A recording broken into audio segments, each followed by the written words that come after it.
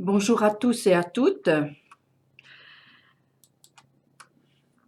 Tirer leçon de tout ce qui nous arrive, donner un sens à chaque événement est certainement une façon d'entendre, d'écouter ce qui est caché à nos yeux, à nos oreilles et peut-être aussi à notre raison. Tous pas assez fins pour entendre, écouter, voir, comprendre l'écho qui vient de loin, comme le dit le psaume 19. Les cieux racontent la gloire de Dieu et le firmament proclame l'œuvre de ses mains. Le jour en fait le récit au jour, la nuit en donne connaissance à la nuit. Point de discours, point de parole, leur voix ne se fait pas entendre sur toute la terre, pourtant s'étend leur harmonie. Ce qui arrive, ce qui nous arrive, peut contenir quelques messages aussi légers qu'une brise du matin. Et pourtant, si nous y prêtons attention, cela nous fera prendre conscience de ce qui peut nous aider à choisir le bien et la vie. Arrêtez et sachez que je suis Dieu, et certainement ce que l'événement porte dans son sein. Ce qui arrive est comparable à la manne que les Hébreux trouvaient chaque matin au petit déjeuner. Ils s'en nourrissaient et cette nourriture avait pour objectif de leur apprendre que l'homme ne vit pas de pain seulement, mais que l'homme vit aussi et surtout de tout ce qui sort de la bouche de l'Éternel. Et dans la foulée, ils ont pu constater par eux-mêmes ce qui est dit. Ton vêtement ne s'est point usé sur toi et ton pied ne s'est point enflé pendant ces 40 années. Voilà ce qui leur est arrivé. Et c'était tellement surprenant qu'ils n'ont pu exprimer leur étonnement que par l'interrogation. Qu'est-ce que c'est? C'est quoi? Pendant 40 ans, c'est-à-dire une génération, ils se sont nourris de cette question. C'est quoi? Même l'usure normale, visible, due au temps, ne les a pas atteints, car leur nourriture était ce qui sortait de la bouche de Dieu. C'était la parole entendue derrière le voile de la rosée qu'ils voyaient. Aujourd'hui, nous avons du mal d'imaginer le miracle de la manne. Par contre, il nous en reste l'écho, à savoir la parole de Dieu que nous devons chercher dans l'événement passé ou présent, dans les enseignements des maîtres, dans nos intuitions, dans nos rêves nocturnes. Toutes ces nourritures font des miracles pour celui ou celle qui a choisi la vie et surtout cherche qui parle. Écoutez, pour voir l'invisible sous le visible demande une attention au moindre frémissement inhabituel de ce qui fait notre quotidien. Est-ce là que se loge la crainte divine, début de la sagesse dont nous parle la Torah d'Israël? Prêtez l'oreille et scrutez du regard ce qui se cache derrière l'événement, même celui parfois insignifiant de tous les jours, demande un effort, car ce qui frappe les yeux est bien trop évident pour que ce soit la vérité. Il s'y cache quelque chose de plus subtil que la lumière du soleil de l'aurore risque de faire disparaître rapidement. La parole est donc la part de puissance que le Créateur a partagé avec l'humain. Alors, quel usage l'humain en fait-il?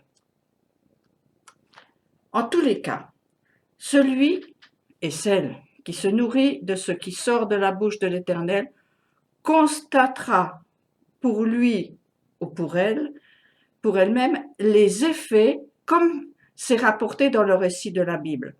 Ton vêtement ne s'est point usé sur toi et ton pied ne s'est pas enflé pendant ces 40 années. Dit autrement, en vous nourrissant de la parole de l'Éternel, vous resterez toujours protégés. Vos forces ne s'amenuiseront pas et vous avancerez avec assurance. Ce qui est à rapprocher de la déclaration du prophète Ésaïe. Mais ceux qui se confient en l'Éternel renouvellent leurs forces. Ils prennent le vol comme les aigles. Ils courent et ne se lassent point. Ils marchent et ne se fatiguent point. Voilà ce que fait la parole de Dieu. Et maintenant, que fait la parole de l'homme? Étrangement, ce fut une découverte pour moi. L'homme se nourrit de ses propres paroles. Est-ce à dire que mes paroles aussi ont un impact bien plus important que ce que les sciences de la communication nous apprennent? Parler ne coûte rien apparemment. C'est si facile, tellement commun. Et pourtant, Salomon, dans ses proverbes, ne cesse de mettre en garde sur les conséquences du mauvais usage de la langue, qu'il est demandé de circoncire, tout comme le sexe masculin et le cœur. Chacun de ces organes étant apte à donner la vie. Parler à tort et à travers serait alors comparable à mener une vie de débauche. Voici quelques références bibliques. La mort et la vie sont au pouvoir de la langue. Ceux qui aiment l'exercer en goûtent les fruits. De l'usage de la parole dépend la nourriture de l'homme. Il s'alimente des produits de ses lèvres. D'autres traductions disent la même chose. Le ventre d'un homme sera satisfait du fruit de sa bouche, et il sera rassasié du revenu de ses lèvres. Tout ce que tu as dit, tu t'en rempliras l'estomac, tu mangeras jusqu'à plus faim ce qui est tombé de tes lèvres. Lorsque j'ai relu ces proverbes rédigés par le sage Salomon, j'ai tout de suite pensé au boomerang. Et je me suis dit, tu lances une parole, elle te revient d'une façon ou d'une autre. Ce qui nous arrive est le retour en écho de nos paroles. Avant d'être un sport, le boomerang était une arme de chasse et de guerre, donc pour se nourrir et se défendre. Ce qui sous-entend que la parole prononcée, lancée, nous reviendra en écho, en lanceur d'alerte ou en influenceur pour orienter nos pensées et nos sentiments et ainsi opter de choisir pour la vie ou pour la mort. Les mots sont des armes et des outils, non pas des bonbons. Les mots sont vivants. Ils vont, ils viennent, ils reviennent, comme certaines tortues et les saumons qui retournent sur leur lieu de naissance pour pondre d'autres œufs. Ainsi, en préparant ce message, j'ai compris que quand je vous parle, je suis moi-même la première bénéficiaire ou victime de mes paroles. Salomon nous dit, tout ce que tu as dit, tu t'en rempliras l'estomac, tu mangeras jusqu'à plus faim ce qui est tombé de tes lèvres. À ce propos, j'ai aussi pris conscience de la nécessité de louer l'Éternel en parlant, en disant à haute voix de la louange vers là-bas, elle nous revient en pluie de bénédictions. L'exhortation du prophète Malachie va dans le même sens. Apportez à la maison du trésor toutes les dîmes, afin qu'il y ait de la nourriture dans ma maison.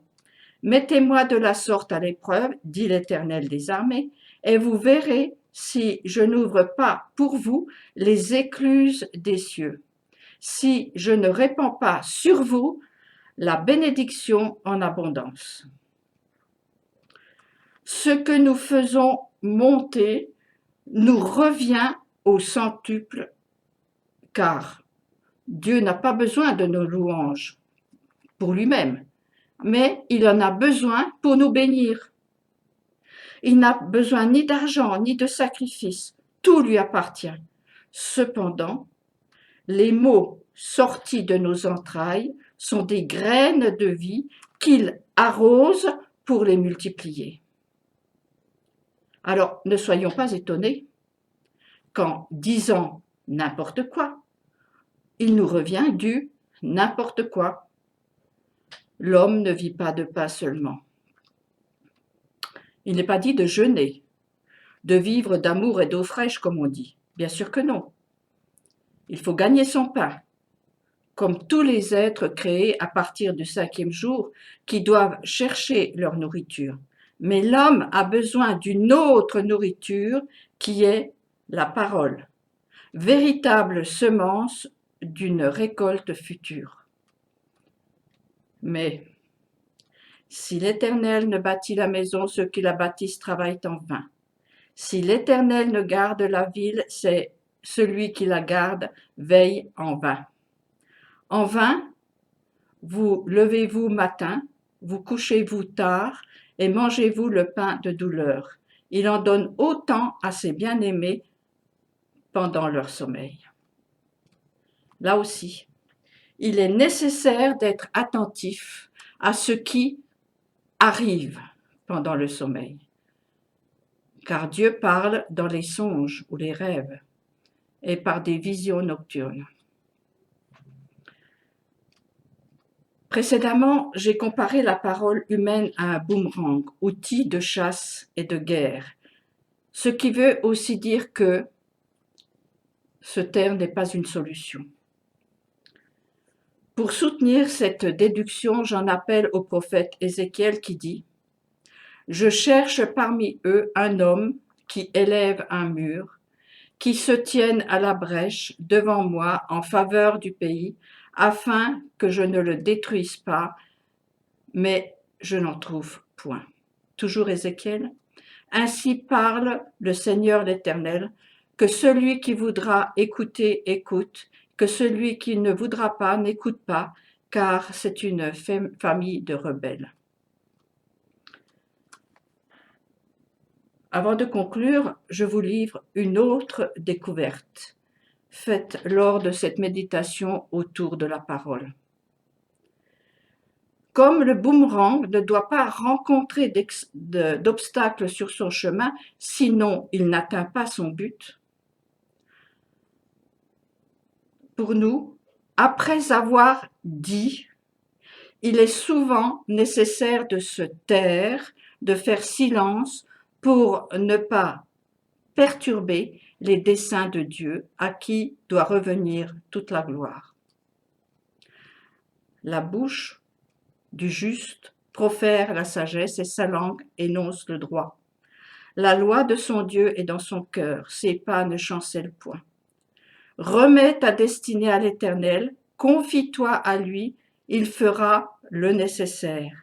Il fera éclater ta vertu comme la lumière et ton bon droit comme le grand jour. Repose-toi en silence sur l'Éternel et espère en lui. Comme le disait un rabbi appelé maître des Lumières à un de ses élèves, « Tu possèdes une force puissante, tu as les ailes du vent, de nobles ailes d'aigle, ne les renie pas de peur qu'elles te renient. Recherche-les et immédiatement elles te trouveront. Le rabbi vient de dire à cet élève: les mots sont tes ailes. Bonne semaine à tous et à bientôt.